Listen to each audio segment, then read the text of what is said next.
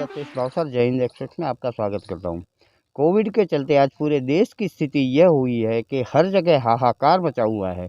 लोगों को ना ही इंजेक्शन्स मिल रहे हैं, ना ही बेड मिल रहे हैं, ना ही ऑक्सीजन मिल रहे हैं और ना ही कोई सुविधाएं मिल रही है। ऐसी स्थिति में लोगों ने जिन लोगों को चुन के भेजा हुआ है वह लोग आज अपने घरों में दुपक के बैठे हुए हैं। खास करके बात करें गुजरात की, महाराष्ट्र की, मध्य प्रदेश की, उत्तर प्रदेश की, हर एक राज्य में बहुत ही खराब भयावह स्थिति हो चुकी है। हालाँकि कुछ राज्य में ऐसे समाचार भी मिल रहे हैं कि केसेस की संख्या जो पीक था उससे थोड़ी कम हो रहे हैं, लेकिन यह भी कोई संतुष्टि की बात नहीं है।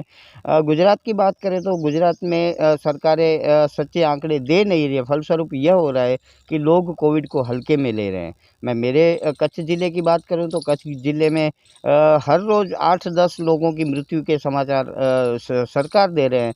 लेकिन अगर शमशान घाटों की और जो सामाजिक कार्यकर्ता हैं उनकी माने तो कम से कम हर रोज़ 200 से 250 मौतें सिर्फ कच्छ ज़िले में हो रही है, ऐसा अनुमान माना जाता है। मध्य प्रदेश की बात करें तो उत्तर प्रदेश की बात करें तो योगी बाबा ने बहुत ही बड़े-बड़े भाषण दिए कि यहाँ ना ही ऑक्सीजन की कमी है, ना ही दवाइयों की कमी है और ना ही इंजेक्शन की कमी है।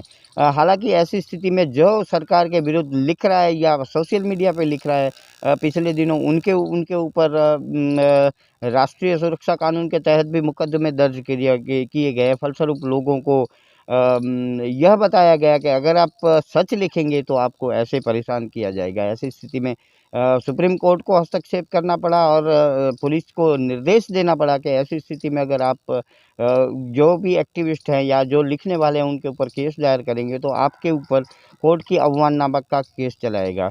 यह भी अपने आप में एक गंभीर स्थिति है कि जो सच बोलने वाले लोग हैं उनकी अगर आवाज़ दबाई जाएगी तो इस दुनिया में लोगों की सुनेगा कौन?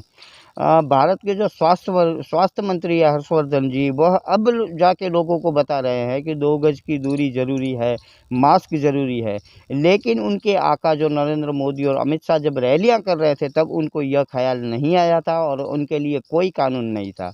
इसका मतलब यही हुआ कि देश में जो एलिट क्लास वाले हैं उनके लिए एक कानून है और जो सामान्य व्यक्ति है उनके लिए दूसरा कानून है।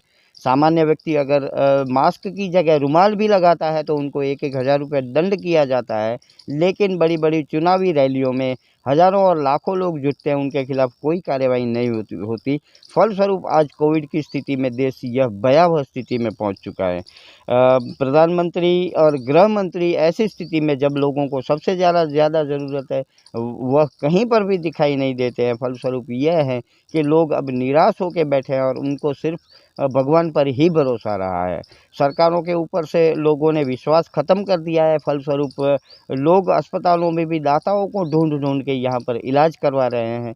मेरे ज़िले की बात करें तो यहाँ पर अगर टेस्टिंग भी करवाना हो तो दाताओं को पकड़ के 100-100 200 टेस्टिंग किट ली जाती है और उन किटों के बाद ही उनका रैपिड टेस्ट हो पाता है।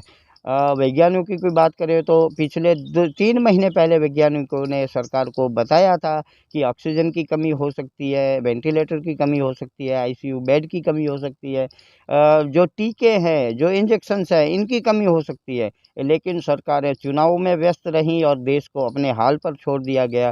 फलस्वरूप आज 4-4 लाख पॉजिटिव केस आ रहे हैं और सरकार गहरी नींद में सोई हुई है। यह स्थिति इसलिए है क्योंकि सरकारें नहीं कुछ बता पा रही हैं। फलस्वरूप कोर्ट को हस्तक्षेप करना पड़ता है और हर रोज़ कहीं हाई कोर्ट और कहीं सुप्रीम कोर्ट सरकार को लताड़ लगा रही है, उसके बाद शायद सरकारें काम कर रही है, ऐसा दिख रहा है। कच्छ की बात करें तो कच्छ में ना ही आरटी-पीसीआर टेस्ट के रिज़ल्ट जल्दी आ रहे हैं। कलेक्टर महोदय बता रहे हैं कि 24 घंटे में रिज़ल्ट आ रहे हैं, लेकिन 6-6 दिन में रिज़ल्ट आ रहे हैं। ऑक्सीजन की गलत जानकारियाँ दे रही है, इंजेक्शन्स की गलत जानकारियाँ दे रही हैं, अस्पतालों की भी गलत जानकारियाँ यह सरकारें दे रही हैं। तो यह अधिकारी किस काम के हैं? एक छोटी बात बता दूँ कि मेरे कच्छ ज़िले में ज़्यादातर अधिकारी वही आते हैं जिनको सज़ा दी जाती है। वो कहीं पर या तो गलत तरीके से काम करने में फँस गए, उनको सज़ा के तौर पर कच्छ में भेजा जाता है। इसलिए कच्छ की हालत शायद ही अच्छी हो पाए, ऐसा संदेह है। हमें नहीं लगता कि इस स्थिति में कच्छ की हालत अच्छी हो पाएगी क्योंकि अच्छे अधिकारी नहीं आएँगे, सुशासन अच्छा होगा नहीं, तो यही हालात होने वाले हैं। यह स्थिति में हम आपको फिर से विनती करते हैं कि आप अपने घर में रहें, सुरक्षित रहें, मास्क लगाएं और सैनिटाइज़र का उपयोग करें। नमस्कार, मैं दतेश भावसार, जय हिंद एक्सप्रेस में।